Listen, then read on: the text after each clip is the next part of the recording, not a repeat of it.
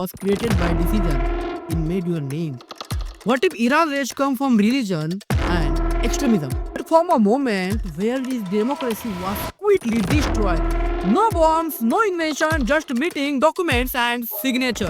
Decision made in Washington, Iran, London and Paris, and they reshaped Iran forever. Those decisions didn't stay in the past. They grew into revolution, hostage, sanction, wars, the proxy. So here is the question no one wants to ask. If the conflict was engineered decades ago, are we still living inside the consequence today? Iran and USA is always not an enemy. In the 1950s, Iran was a key US ally in the Middle East. Iran had the oil the United States wanted the influence and a strong position against the Soviet Union. Everything changed in 1953. Iran democratically elected the prime minister, nationalized the oil industry. For Iranians, it meant sovereignty. For Western power, it meant losing the control. For Washington, it was a strategy. For many Iranians, was it humanitarian? A covert operation followed. The elected government was removed. The Shah was restored to power with US support. That moment created deep mist. By the late 1970s, Iran looks completely stable, but that stability, it was an illusion. Political opposition was crushed. Wealth was concentrated at the top.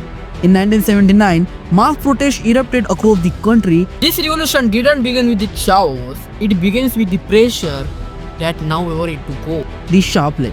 The monarchy collapsed. Ayatollah Ruhollah Khomeini returned from exile and Iran became an Islamic republic. The message was clear. Iran would no longer accept foreign influence. Soon after, the US embassy in Tehran was seized. 52 Americans were held hostage for 4 days. The relationship was permanently damaged. And this is the moment where the United States has realized Iran has not their ally. There was no official war between the United States and Iran, but there was no peace either. What followed was a shadow war, no direct battles, no formal declaration. Iran expanded its influence through regional allies. The United States responded with sanctions and covert pressure. Banking access was cut, oil exports were restricted. This conflict wasn't fought with armies, it was fought with influence, money and fear. The conflict was largely invisible, but its impact was real and long-lasting. The danger of shadow war is simple. No one knows where the actually red line is. The most dangerous issue was Iran nuclear program. Iran claimed it was for civilian energy. The United States feared it could lead to nuclear weapons. The center of everything, sanctions, fear and trade, was one question. This was not only about technology, it was about power and regional balance. Negotiations dragged on for years. A nuclear deal was reached. Tension briefly eased. Then the deal collapsed. Something far more dangerous collapsed with it. In January 2020, one strike has pushed to closer that war, Iran and the United States. In January 2020, a US drone strike killed Qassem Soleimani, one of the Iran's most powerful military leaders. This was more than an ascension, it was a direct signal. Iran responded with missile strikes on US bases. This moment formed a full-scale war seemed unavoidable. When both sides stepped back, they understood the same reality. This war would quickly spiral out of control. A direct conflict would be devastating. The Middle East would destabilize rapidly, oil prices would surge, global powers would be pulled in. Because of the end, the price of the war is paid by the civilian, not the government.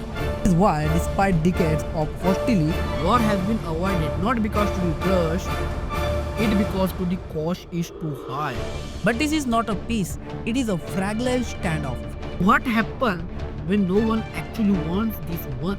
Military forces operate close to each other, proxy groups act unpredictability. Misinformation spreads instantly.